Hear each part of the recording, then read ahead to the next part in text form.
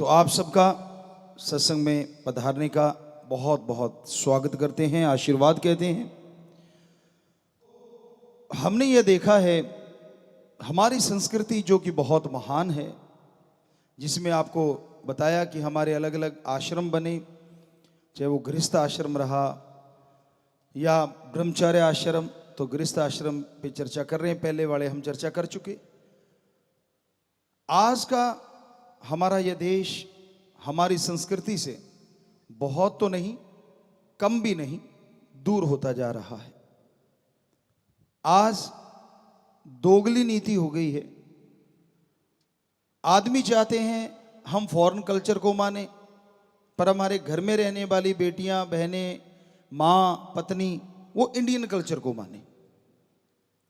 अधर में लटके हुए हैं खास करके यूथ। ये हमने महसूस किया, पहले भी देखते रहे, अब भी वहाँ भी बातें सुनते हैं तो सेम चर्चा सुनने को मिलती है। संस्कृति का हमारी का बुरा हाल हो चुका है, क्योंकि आदमी चाहता है मेरे पे रोक टोक नहीं होनी चाहिए, मैं घर आऊं मेरे से पूछताछ नहीं होनी चाहिए। लेकिन मेरी जो बहन है, मेरी जो पत्नी है, मेरी जो माँ है, वो इंडियन कल्चर को ही फॉलो करे।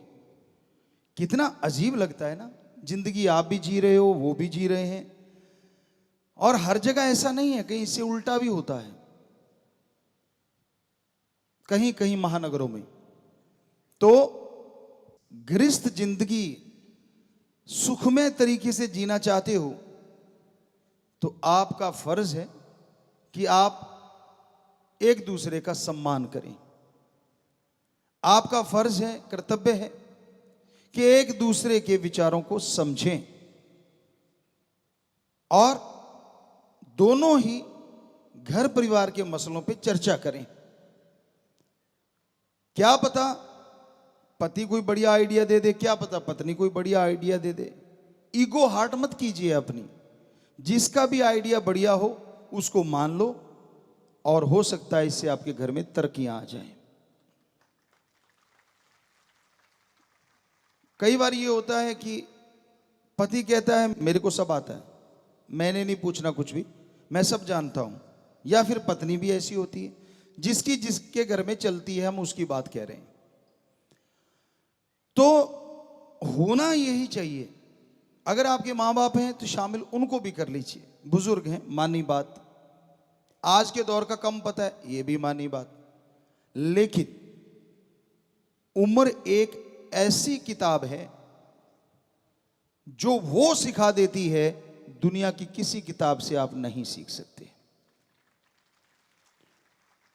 उनकी जिंदगी का जो तजुर्बा है, उनकी की जिंदगी के वो मरहले, वो पल जो उन्होंने गुजारे हैं, अभी तो आप उनके आसपास ही नहीं पहुंच पाए होंगे। जितना समय उन्होंने दुनिया में विचर के देखा, तो क्यों ना अपने घर में बैठे उन उस्तादों से, यानी आपके माँ बाप, अगर दादा दादी है तो आप और भी लक्की हैं, क्योंकि उनकी उम्र और ज़्यादा होगी।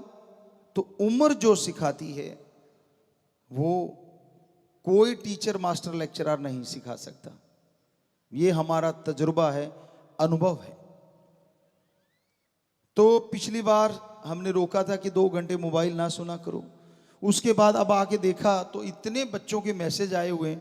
एक बच्चे ने तो लाइव में ही बोला था कि गुरुजी मैं बाहर ढूंढा करता था, कोई अच्छा उस्ताद मिल जाए, कोई टीचर मिल जाए, कोई मास्टर मिल जाए, जिसकी मैं बात सुनूं और मेरी समस्या का हल हो जाए। लेकिन जैसे आपने कहा कि 2 घंटे मोबाइल ना सुना करो, 2 घंटे मोबाइल छोड़ दो, घर वालों से बात किया करो, तो कहता 2 दिन में मुझे पता चला कि जो मैं बाहर ढूंढ रहा था, मेरे मम्मी पापा, दादा दादी, वो उस्ताद निकले जो मेरी कल्पना से परे थे, और उन्होंने मेरा वो मार्गदर्शन किया जो मैं सोच भी नहीं सकता था। इससे हमारे वो जो परिवार थे ना, जो पहले इकट्ठे रहा करते थे, वो भी फिर से इकट्ठे हो जाएंगे। आज एकला चलो, कारण भी है उसके, कुछ नौकरी पेशा पे लग गए। अब पति लग गया तो पत्नी वहां जाएगी, पत्नी लग गई तो पति चला जाता है। सो परिवार बहुत ही बिखर गए हैं। दूसरा, स्वार्थ ने प्यार की जगह ले ली है। अगर मम्मी पापा की अच्छी पेंशन आती है, अच्छी आमदन देने वाले हैं, तो प्यारे से लगते हैं। आपकी आमदन में अगर वो हिस्सा खा रहे हैं तो न्यारे से लगते हैं। फिर लगता है कि इनको थोड़ा अलग कर दें तो अच्छा है। हाँ, अगर वो कुछ कमा रहे हैं, दे रहे हैं, तो फिर लगता है कि नहीं यार, हाँ, मम्मी पापा हैं। तो आज समय ही ऐसा आ गया। आपको एक बात सुनाया करते हैं कि एक परिवार, बुजुर्ग थे, अकेले रह गए, पत्नी गुजर गई, अब 3 बच्चे थे। उसने क्या किया, अपनी जमीन जायदाद जो कुछ भी उसके पास था अपने बच्चों के नाम करवा दिया। यह सच्ची घटना है। और पहले तो परिवार के बच्चे प्यार करते रहे, लेकिन जैसे ही ऐसा हुआ तो उन्होंने पापा को धकेलना शुरू कर दिया। बड़ा कहता जी देखो मेरा कारोबार है, मेरे बच्चे ज़्यादा हैं, पापा मेरे से उतनी सेवा नहीं हो पाई, आप मंझले के पास जाओ। मंझले ने कुछ दिन रखा, फिर छोटे के पास जाओ। यूं करते करते एक दिन उनको घर से ही निकालने की नौबत आ गई। तो थोड़ी सी पुराने समय की बात है, तो वो अटैची की जगह थोड़ा लोहे के ट्रंक से हुआ करते थे, ट्रंक बोला करते थे उनको। वो बेचारे ने कपड़े डाले उसमें, और उसके गुरु थे कि मैं चलो अपने गुरु से मिलने जाता हूं, वहीं रह लूंगा, आश्रम में सेवा कर लूंगा। तो वो ट्रंक लेके चल पड़े। रास्ते में कहीं गुरु जी मिल गए। कहने लगे हाँ भाई भक्ति जी कहाँ चले? कहता जी मैं तो आपके पास ही आ रहा था। कहते कोई बात नहीं, उसकी जरूरत नहीं, हम आ गए। बोल क्या हो गया, कैसे हुआ? उसने सारी बात बताई। कहते भाई हम तो आपको कहा करते हैं कि जमीन जायदाद अपने नाम रखो जब तक जिंदा हो, इसी को सलाम है, लेकिन चलो आप नहीं मानी तो हम आपको एक तरीका बता देते हैं। उन्होंने तरीका बता दिया, उसको कुछ दे दिया कि अब तू वापस जा और वापस जाके ऐसे ऐसे करना। एक दिन गुजर चुका था, दूसरे दिन वो वहां पहुंच गया अपने घर के वापस। तो परिवार वाले लगभग सुबह सुबह का समय था, सारे घरों में ही थे। तो उसने पास पास घर थे, सेंटर से में खड़े होके वो ट्रंक बजा दिया जोर जोर से। तो बच्चे बाहर आए, भाग के देखते हैं क्या है, आवाजें आ रही हैं। देखा तो दादा खड़ा है। उन्होंने जाके अपने पापा मम्मी को बताया कि पता नहीं दादाजी खड़े हैं, ट्रंक बजा रहे हैं, पर उसमें आवाजें आ रही हैं। तो सारे बाहर आए, कहते हाँ पापा क्या है? कहने लगा भाई कुछ नहीं है, मैं तो आपको वैसे सूचित करने आया था, मैं तो जा रहा हूं। ऐसे ऐसे मुझे रास्ते में कोई मिला और वो निकल गए। जब मैंने देखा तो वहां सोने के टुकड़े पड़े हुए थे, गिन्नियां वगैरह या जो भी पड़ा हुआ था, तो मैं उठा लाया। काफी सारे हैं, ये ट्रंक में मैंने रख रखे हैं, ये देखो। उसने बजाए तो वो टन टन टन टन नेचुरली बजे। अब देखिए कैसे रंग बदलते हैं बेटे जिन्होंने घर से निकाला था। बड़ा कहता पापा कमाल करते हो, पहला बेटा मैं, मेरे घर में आओ। पहले झगड़ा ये था हमने नहीं रखना, अब झगड़ा ये पड़ गया मैंने रखना, मैंने रखना, मैंने रखना। तो वो कहता लड़ो मत यार, वही हूं जिसको निकाला था। कहते पापा वो गलती होगी, सॉरी सॉरी, वो हमारे से गलत हो गया, लेकिन अब आप हमारे घरों में आ जाइए। कहते यार बारी बांध लो जैसे पहले बांधी थी। कहते नहीं नहीं बारी को क्या है, मैं बड़ा हूं, मेरे पास ही रहो।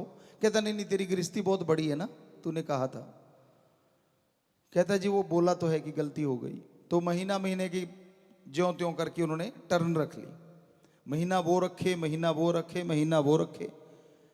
अब महीने में बुजुर्ग की सेवा ऐसी हो जैसे कोई बटेऊ की होती है। घर में दामाद आ जाता है ना ताजा ताजा, बाद में बासा सा हो जाता है। ताजा ताजा दामाद आता है तो बड़ी सेवा होती है, सारे आके पूछते हैं, बैठते को नया नया सा लगता है। तो उस तरह से बुजुर्ग की सेवा होनी शुरू हो गई। तो बुजुर्ग का तो रंग लाल होने लग गया, बड़ा खुश। लेकिन गुरु ने कहा था ये ट्रंक ताला लगा के सिराने रखना, इसकी चाबी। कहता जी फिक्र ना करो, नाड़े से बांध रखी है। कहते नहाने जाए तो भी कहता जी फिक्र ना करो, साथ ही लेके जाऊंगा। अब वो ट्रंक को सिराना लगा रखा और वो सो जाया करे, वो आया करें देखने कमरे में भी ट्रंक कहाँ है। ट्रंक तो वो बापू के कहते सिर के नीचे है। कहते यार बड़ा खड़ूस है। नहाने गया, पानी पूनी डाल दिया, वो नहाने चला गया, देखा ट्रंक, देखते हैं, देखा ट्रंक है नहीं, कहते बापू तो साथ ही ले जाता है। कहते बड़ा खड़ूस है। महीना हो गया जी, 2 महीने, 6 महीने, तो ट्रंक उसने हाथ नहीं लगाने दिया किसी को। समय अब वो भी आ गया जो सब पे आना है और आता है। इस दुनिया से विदा लेने की, रुखसत लेने का समय आ गया, तो बुजुर्ग ने सब परिवार को बुला लिया कि भाई आ जाओ, मैं तो जा रहा हूं। क्योंकि जो राम नाम को मानने वाले हैं, हमारे पवित्र वेदों में भी लिखा है और हमने तजुर्बे में भी बहुत देखा है कि उनको पहले आभास हो ही जाता है, किसी को 7 दिन, किसी को महीना, किसी को 2 महीने, की मैंने इस दुनिया से जाना है। यहां भी हमने लाखों अपने बच्चों को देखा ऐसे। तो उसने बुलाया और सबको बिठा लिया कि भाई मैं जाऊंगा कल को, हो सकता है शाम की गाड़ी हो जाए, इस दुनिया से जाना है। तो मेरे पास जो सामान है, मैंने सोचा, कहते हाँ हाँ, कहते पापा उसका हमें कोई लालच नहीं, पर सेवा किसने ज्यादा की ये बताओ। कहता बेटा किसकी कम बताऊं, आप देख नहीं रहे मेरा चेहरा लाल है और कितना वजन बढ़ गया है। सेवा तो आप तीनों ने बढ़ चढ़ के की। अब बहुएं आ गई, बापूजी मैंने ज्यादा की, दूसरी कही मैंने ज्यादा की, जो गाड़ियां दिया करती थी। वो सबको देखा, हंस दिया और नाड़े से चाबी निकल गई थी। अच्छा यहां रखता था, तभी तो चाबी नहीं मिली। वो चाबी खोली, क्यों पुराने बुजुर्ग जानते हैं, जो बहुत ही पुराने होंगे, वो नाड़े से ही बांध के रखते थे, उससे बढ़िया कोई तरीका भी नहीं था। पॉकेट भी गजब की थी। तो वो चाबी खोली, सारों की सांस धक धक धक धक, भी होगा क्या। कहता घबराओ मत, मैं नाइंसाफी नहीं करूंगा सबके साथ। ताला खोला, सबकी निगाह ताले में, बापू में किसकी निगाह। ताला कड़क करके खुला, ध्यान उधर, कब खोलेंगे कुंडा। कहते हाँ भाई ठीक हो ना, कहते जी हाँ जी हाँ जी हाँ जी हाँ जी, कि भी जल्दी खोल मतलब। तो उन्होंने वो खोला। अब दूर खड़े बैठे थे थोड़े, बहुत उचक उचक के देखे भी अंदर क्या है, देखिए क्या ऊपर कपड़ा है। कहने लगा बेटा सेवा आपने मेरी नहीं की। कहते क्यों पापा, इतनी सेवा आपकी की है। कहते ना ना, सेवा आपने फिर से ट्रंक बंद करके खड़का के इसकी की है। कहते चुप हो गए, अब बात तो सच्ची है। उसने कपड़ा उठाया, अंदर पत्थर भरे हुए थे। कहता लो बेटा, कितने कितने कितने लेने, और उठा के अपने अपने सिरों पे मार लो। सारे सारे हक्के बक्के रह गए, एक दूसरे को देखे भी, यार ये तो अपना भी उस्ताद निकला। पत्थर रख के ट्रंक में, मतलब कितने सालों से सेवा करवाया जा रहा है। कहता बेटा ये पत्थर आपके दिमाग पे मारने के लिए है, ताकि आपको अकल आ जाए। अरे जो चीज आज आपके पास है मैंने ही कमाई थी, घर परिवार मैंने ही तो बना के दिए थे, वो आपको नजर नहीं आए, लेकिन इन पत्थरों की वजह से आपने मेरी सेवा की। आपको बापू नहीं, आपको पैसा प्यारा है। तो यकीन मानो ये हकीकत है। आप गृहस्थ जिंदगी में रह रहे हैं, इतने भी आशिक मत हो जाओ बच्चों पे कि भाई सारा कुछ ही जीते जी लुटा बैठो और खाली हाथ होते ही बेटा वृद्धाश्रम तैयार है। आजकल थोड़ी सी जगह भी बन गई, पहले होती नहीं थी। तो गृहस्थ जिंदगी में तालमेल बिठाना जरूरी है। बुजुर्गों को चाहिए, जब आपकी उम्र गृहस्थ जिंदगी से आगे वाली संन्यास आश्रम वाली हो जाती है, तो आप संन्यास क्यों नहीं लेते। बच्चे कमाने लग गए, खेती बाड़ी संभालने लग गए, सारा कुछ उन्होंने कारोबार संभाल लिया, फिर भी टांग अड़ाओगे। नहीं नहीं ऐसे नहीं, ऐसे कर। आप आराम से कहो बेटा तू संभाल, मेरे को जिंदगी का तजर्बा है, तेरे को अगर चाहिए तो मेरे से कोई राय ले लेना, नहीं तो बेटा तू जाने तेरा काम जाने, और आप राम नाम गाइए। ये कहते हैं पवित्र वेद की। उस टाइम ये होता है कि आप राम नाम गाएं। और फिर लास्ट में वानप्रस्थ होता था, वन में जाइए और वहां जाके पूरा टाइम जो मिलता है वो भगवान को ही समर्पित कर दीजिए या समाज सेवा को समर्पित कर दीजिए। लेकिन आज तो गृहस्थ जिंदगी ही चल रही है शुरू से, क्योंकि ब्रह्मचर्य भी नहीं रहा और वानप्रस्थ या संन्यास का तो कोई मतलब ही नहीं है। सीधा गृहस्थ जिंदगी शुरू हो जाती है और बस दे दनादन, पीछा ही नहीं छोड़ते। तो इसलिए घरों में झगड़े होते हैं, इसलिए घरों में परेशानियां आती हैं, मुश्किलें आती हैं। तो आप गृहस्थ जिंदगी में रहते हुए तालमेल बिठा के रखें। बच्चे बिगड़ रहे हैं, उसका कारण कहीं ना कहीं आप भी होते हैं। कल भी हमने बोला था, जो आप बच्चों को समय नहीं देते। आपका समय बिजनेस के लिए, आपका समय यार दोस्त मित्रों के लिए होता है, आपका समय गपशप मारने के लिए होता है, एंजॉय के लिए होता है। तो थोड़ा सा समय बच्चों के लिए क्यों नहीं? उनको अच्छे संस्कार दो। आपका समय उनको ये कहने के लिए होता है कि भाई अच्छे नंबर ना आए तो मेरी नाक ना कटवा देना, पर क्या कभी आपके पास ये समय होता है कि उनको फॉलो करो? टीचरों से पूछते रहो 5वें 7वें दूसरे दिन कि भाई मेरा बेटा कैसा चल रहा है, स्कूल में आता है कि नहीं आता, कॉलेज में आता है कि नहीं आता, क्या वो स्टडी सही कर रहा है, कहीं संग सोबत बुरा तो नहीं उसका? क्या ये तकलीफ उठाते हैं आप? अगर ये उठाते हैं फिर नंबर वो अच्छे ना लाए तो उसकी गलती है, और अगर आप ये फॉलो नहीं करते तो वो नंबर कम ला रहा है तो इसमें गलती आपकी भी तो बहुत बड़ी है ना, क्योंकि उसकी तो कच्ची उम्र है, तजुर्बा आपको है उम्र का, लेकिन आपने उसको संभालने की जहमत नहीं उठाई, तकलीफ ही नहीं उठाई। तो गृहस्थ जिंदगी एक तरह का समझौता भी है। पति पत्नी एक दूसरे का सत्कार करें। अब पति अगर ये चाहता है कि मेरे माँ बाप का सत्कार हो, तो आप अपनी पत्नी के माँ बाप का भी सत्कार करो ना। आप उनसे अगर ये उम्मीद रखते हैं कि वो आपके माँ बाप को अपने माँ बाप की तरह अपना ले, तो आप भी उनके माँ बाप को अपने माँ बाप की तरह अपनाओ ना। और वो घर छोड़ के आई है, परिवार छोड़ के आई है, आप तो उसी घर में हैं जिसमें संस्कार लिए हैं, तो आपका फर्ज बनता है ना उसका साथ देना। लेकिन आप तो कहते नहीं, बच्चा वो पैदा करे, 9 महीने पेट में रखे, नाम आपका चलेगा, सरनेम वो मेरा होना चाहिए। कई पुराने टाइम में तो गोद भी नहीं उठाते थे, कहते इसमें कहेंगे यार ये तो पत्नी का गुलाम है।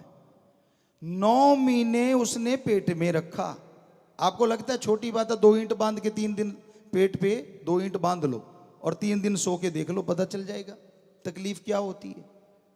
बेचारी ने कितनी तकलीफ सही होगी, कितना दर्द सहा उसने। और जब बच्चा पैदा होता है तो मर के जीना, ये पवित्र वेद भी कहते हैं, और हमारा अनुभव भी हमने देखा है, बिल्कुल मर के जीने जैसा वो समय होता है। तो उसने सारी तकलीफें झेली, आपके वंश को पैदा किया, लेकिन आप क्या तगमा देते हैं कि तू ही उठा, तू ही पाल पोस।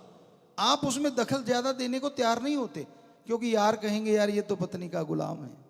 नहीं, मर्दानगी तब है कि उसने पैदा किया, उसने आपके वंश को अपने गर्भ में धारण करके रखा, 9 महीने बोझ उठाया, कम से कम कुछ बोझ तो उसका हल्का कर दिया करो। क्या हो जाएगा अगर उसके लिए दूध कप बना के दे दोगे? कोई तगमा थोड़ी ना उतर जाएगा कंधे से। लेकिन आपकी मर्दानगी खराब हो रही है। हमारी निगाह में तो वो सच्चा मर्द है जो बराबर का साथ देता है और बराबर का एक रुतबा भी देता है, और पत्नी भी वही सच्ची पत्नी है जो बराबर का रुतबा देती है। ये ऐसा नहीं है कि आज समाज में ये नहीं है, ये भी है, सिर्फ पतियों का बोलबाला नहीं है। कोटा साइड में हम एक जगह गए थे, अब बात याद आ गई, बुरा ना मानना बेटियों।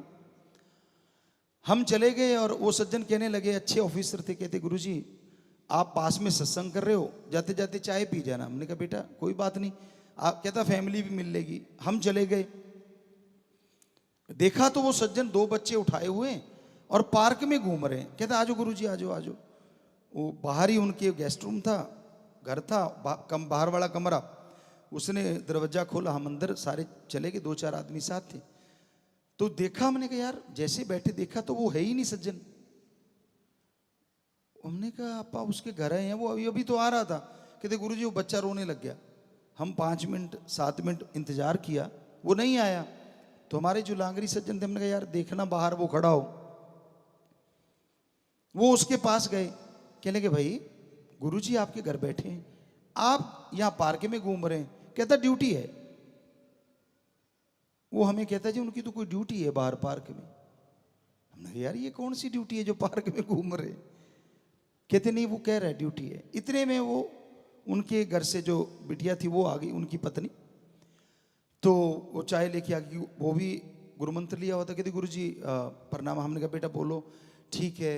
हमने कहा बेटा वो आ ही नहीं रहे आपके पति देव, बाहर पार्क में घूम रहे। कहते गुरुजी उनकी ड्यूटी है। यार ये कौन सी ड्यूटी हुई?